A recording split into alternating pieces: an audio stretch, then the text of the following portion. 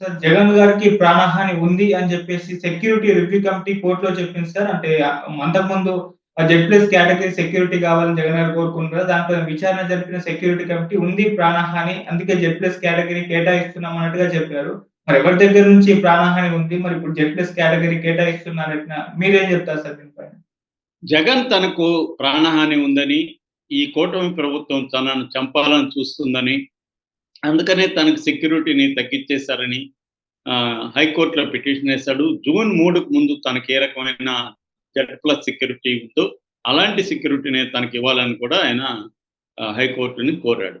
So దాంతో high court ఏం చేసిందంటే సెక్యూరిటీ రివ్యూ కమిటీ ఉంటది. ఇప్పుడు కూడా ఎవరికి సెక్యూరిటీ ఎంత ఇవ్వాలి ఏంటనేది స్టేట్‌లో సెక్యూరిటీ రివ్యూ కమిటీ ఉంటది. ఈ సెక్యూరిటీ ఎస్ఆర్‌సి అంటారు దీన్ని. సెక్యూరిటీ రివ్యూ కమిటీకి, స్టేట్ గవర్నమెంట్‌కి, సెంట్రల్ గవర్నమెంట్‌కి నోటీసులు జారీ చేసింది హైకోర్టు.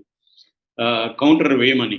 సో ఇప్పుడు ఈ స్టేట్ గవర్నమెంట్ తరపున సెక్యూరిటీ రివ్యూ కమిటీ కౌంటర్ వేసింది. ఆ కౌంటర్‌లో ఏముందంటే జగన్‌కి ప్రాణహాని ఉందనే విషయం వాస్తవమే అని ఈ కమిటీ అంగీకరించింది. అంటే జగన్‌కి ప్రాణహాని ఉంది.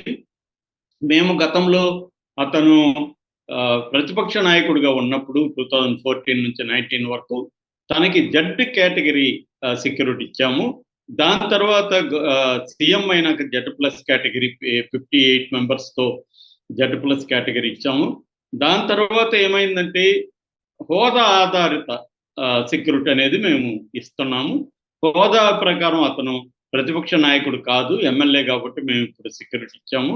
బట్ మీరు చెప్పినాక మేము మొత్తం రివ్యూ చేసాము. రివ్యూలో అతనికి ప్రాణహాని ఉందనేది వాస్తవమే అని కూడా చెప్పారు.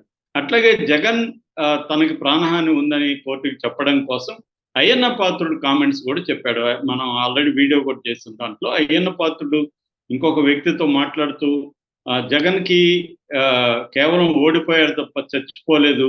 ఒక పాముని చచ్చే వరకు కొట్టాలి అనేది మాట్లాడాడు. సో దాన్ని బట్టి వాళ్ళు తన మీద ఎంత కోపం ఉందనేది తెలుస్తుందన్నారు. కానీ అయ్యన్న పాత్రుడు నిజానికి ఆ విషయం చెప్పలేదు కానీ ఒక ఇది చెప్పాడు. అది కూడా జగన్‌ని పొలిటికల్‌గా అనుకున్నారు తప్ప వాళ్ళు ఫిజికల్‌గా చంపాలనుకోలేదు. పొలిటికల్‌గా చంపాలని ప్రతి పొలిటికల్ పార్టీ అనుకుంటారు. సో అయ్యన్న పాత్రుడు కామెంట్ చేసిన దాంట్లో కూడా పొలిటికల్‌గా జగన్‌ని చంపాలనే కామెంటే కానీ అతనెవరో అయ్యన్న పాత్రుడు చెప్తున్న వ్యక్తి కూడా జగన్‌కి ఇంకా బలం ఉంది. జగన్ శక్తులు అన్నిట్లో ఉన్నాయి. అతని శక్తులు ఏమి వీక్ కాలేదు. సో ఓడిస్తే సరిపోదు. అతన్ని పొలిటికల్‌గా చంపాలి అనేది వాళ్ళు చెప్పారు. పొలిటికల్‌గా అంతం చేయాలనేది తప్ప ఫిజికల్‌గా అంతం చేయాలని అక్కడ మాట్లాడుకోలేదు. కానీ అది కూడా ఈ కమిటీ చెప్పింది. బట్ అది ఎప్పుడు అయ్యన్న పాత్రుడు స్పీకర్ కాకముందు, స్పీకర్ ఇప్పుడు ఆయన రాజ్యాంగ పదవిలో ఉన్నాడు కాబట్టి ఆ వ్యాఖ్యల్ని మనం పట్టించుకోవాల్సిన అవసరం లేదని కమిటీ చెప్పింది. ఏదేమైనా మేము అతనికి జెడ్+ కేటగిరీ ఇవ్వడానికి రెడీగా ఉన్నామని చెప్పింది. అట్లాగే బుల్లెట్ ప్రూఫ్ వెహికల్ సరిగా ఇవ్వలేదు నాకు, అది ఎప్పటికప్పుడు రిపేర్ అవుతుంది, నేను సొంతంగా పెట్టుకుంటానంటే కూడా పర్మిషన్ ఇవ్వట్లేదు అనేది కూడా కోర్టుకి జగన్ చెప్పాడు. దానికి సంబంధించి ఇప్పుడు ఈ సెక్యూరిటీ రివ్యూ కమిటీ ఏం చెప్పిందంటే బుల్లెట్ ప్రూఫ్ అంటే దాని ఏమంటారు, తన దగ్గర ఫార్చునర్ వెహికల్ ఉంది. ఆ ఫార్చునర్ వెహికల్‌కి తను బుల్లెట్ ప్రూఫ్ పెట్టుకోవడానికి మేము అనుమతిస్తున్నాం అనేది కూడా వీళ్ళు చెప్పారు. సో అట్లాగే జామర్ అయితే ఎప్పుడంటే అప్పుడు ఇవ్వము. ఓన్లీ ఎక్స్‌ప్లోజివ్స్ ఎక్కడైతే ఏ ఏరియాలో అయితే యూజ్ చేస్తున్నారో ఆ ఏరియాలోకి వెహికల్ పోయినప్పుడు, అంటే నక్సలైట్ ఏరియాలో ఫర్ ఎగ్జాంపుల్ నక్సలైట్ ఏరియాలోకి వెహికల్స్ పోయినప్పుడు మాత్రం జామర్‌ని ప్రొవైడ్ చేస్తాము. రెగ్యులర్ అతని కాన్వాయ్ వెళ్తున్నప్పుడు అయితే జామర్ అవసరం లేదు అనేది కూడా కోర్టుకి చెప్పింది. సో కోర్టుకి ఇవన్నీ చెప్పి సెక్యూరిటీ రివ్యూ కమిటీ ఏం చెప్పిందంటే ఇప్పుడు జగన్ లేవనెత్తిన అన్నిటికీ మేము సమాధానాలు ఇచ్చాము. జగన్‌కి సెక్యూరిటీ పెంచుతున్నాము, బుల్లెట్ ప్రూఫ్‌కి అనుమతిస్తున్నాము, జామర్లు కూడా నక్సలైట్ ఏరియాలకు పోయినప్పుడు జామర్లు ప్రొవైడ్ చేస్తాం. కాబట్టి ఇంకా జగన్ పిటిషన్ మీరు కొట్టివేయండి అని కోర్టుని ఈ సెక్యూరిటీ రివ్యూ కమిటీ అడిగింది. దానికి సంబంధించి నచికేత్ విశ్వనాథ్ అంటే ఈ సెక్యూరిటీ కమిటీకి సంబంధించి ఐఎస్‌డబ్ల్యూ అంటారు. ఐఎస్‌డబ్ల్యూ అంటే ఇంటెలిజెన్స్ సెక్యూరిటీ వింగ్ అనమాట. దానికి ఈయన అదనపు డీఐజీగా పనిచేస్తున్నాడు. యాక్చువల్‌గా ఈ నచికేత్ విశ్వనాథ్ ఎస్పీ అన్నమాట. బట్ అదనపు బాధ్యతలు చేస్తున్నాడు. ఆయన ఇప్పుడు ఈ పిటిషన్ కౌంటర్ వేశాడు అనమాట. దీని తరపున అడ్వకేట్లు కృష్ణారెడ్డి, గవర్నమెంట్ తరపున కృష్ణారెడ్డి కూడా తన కౌంటర్ వేశాడు. అట్లాగే జగన్ తరపున చింతల సుమన్ ఏమన్నాడంటే, దీనికి మళ్ళీ మేము కౌంటర్ ఇవ్వడానికి మాకు టైం ఇవ్వండి. అంటే ఇప్పుడు ఈ సెక్యూరిటీ రివ్యూ కమిటీ ఏదైతే కమిటీ వేసిందో దీంట్లో కొన్ని విషయాలు మేము తృప్తిగా లేము, కాబట్టి మళ్ళీ మాకు కౌంటర్ ఇవ్వడానికి టైం ఇవ్వండి అంటే 13వ తేదీకి జడ్జి లక్ష్మీ నరసింహ చక్రవర్తి ఆయన టైం ఇచ్చాడు. 13వ తేదీ మళ్ళీ కౌంటర్ వేస్తున్నారు. ఫైనల్ జడ్జిమెంట్ ఏముండొచ్చు అనేది చూడాలి. అంటే ఇది జగన్ సెక్యూరిటీకి సంబంధించిన ప్రధానంగా ఇప్పుడు బయటకు వచ్చిన కేసు. అంటే మన ఇప్పుడు ఏంటంటే జగన్కి సెక్యూరిటీ అతను ఎమ్మెల్యే కాబట్టి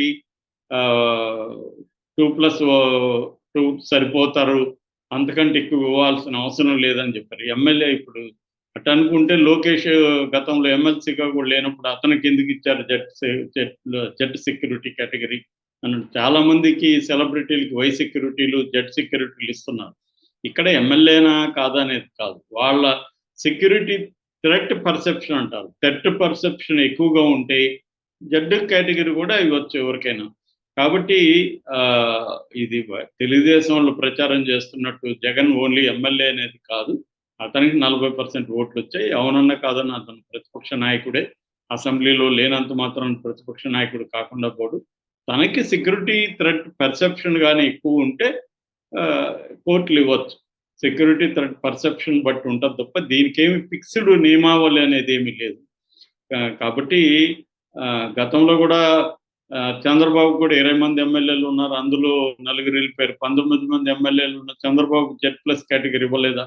కాబట్టి ఇక్కడ ఏంటంటే జగన్ నిజంగా సెక్యూరిటీ థ్రెట్ పర్సెప్షన్ ఉందని కోర్టు నమ్మితే అతనికి ఇస్తుంది. ఆల్రెడీ థ్రెట్ ఉందని స్వయంగా గవర్నమెంట్ సంబంధించిన కమిటీని, సెక్యూరిటీ రివ్యూ కమిటీని ఒప్పుకునింది. కాబట్టి జగన్కి ఈ కైండ్ ఆఫ్ సెక్యూరిటీ అనేది ప్రొవైడ్ చేస్తారు. ఒక రకంగా జగన్ ఈ విషయంలో సక్సెస్ అయినట్టుగా చెప్పుకోవచ్చు. గతంలో కూడా జగన్ కూడా ఇదే పద్ధతిలో ప్రత్యర్థులను వేధించాడు. మనకు తెలుసు, కడప బీటెక్ రవికి ఉన్న సెక్యూరిటీ జగన్ తీసేశాడు. చాలా మందికి ఈవెన్ చంద్రబాబు కూడా కోర్టుకు వెళ్ళి మళ్ళీ సెక్యూరిటీ పెంచుకోవాల్సి వచ్చింది. ఎవరు ప్రభుత్వంలో ఉన్నా, అందుకనే నేను ప్రతి వీడియోలో చెప్తుంటా, ఏ పొలిటికల్ పార్టీకి తేడా లేదు.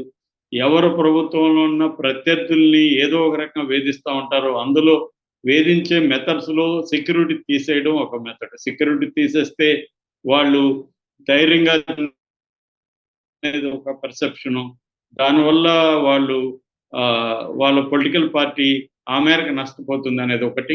రెండవది, వాడు నిరంతరం టెన్షన్లో ఉంటాడు, ఎవరైనా దాడి చేస్తారేమో, మనకి సెక్యూరిటీ కూడా లేదు అన్న ఒక నిరంతరం టెన్షన్లో కూడా ఉంచడం. మూడవది, అతని ఇంపార్టెన్స్ని జనంలో